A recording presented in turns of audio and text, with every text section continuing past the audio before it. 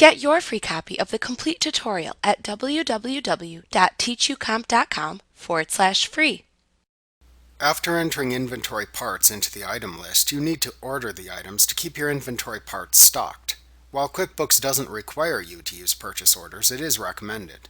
If you use purchase orders, you can see what items you have ordered and when they are due to be received.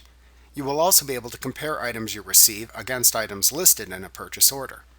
If you don't order items in advance or just don't want to use purchase orders, you can buy inventory directly by using the Items tab within the Write Checks window or Enter Credit Card Charges window to select inventory items you purchase from vendors. To create a purchase order, select Vendors, Create Purchase Orders from the menu bar. Select a vendor from the Vendor drop-down at the top of the window to fill in the vendor's data within the form. Enter the date of the purchase order into the Date field.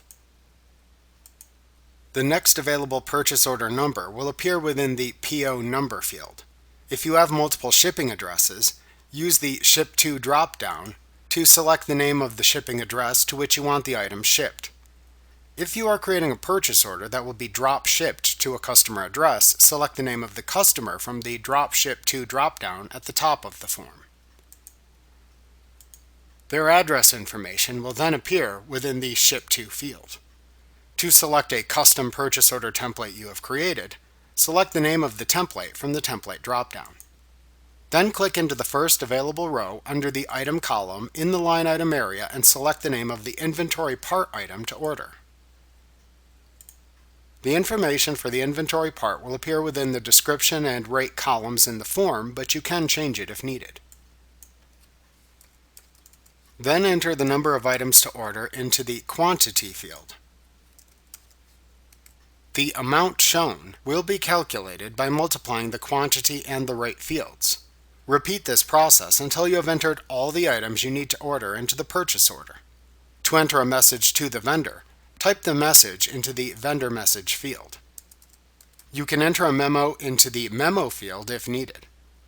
After you have completed the purchase order, you can click the Save and Close button to save the purchase order and close the window, or click the Save and New button to save the purchase order and open another new purchase order form.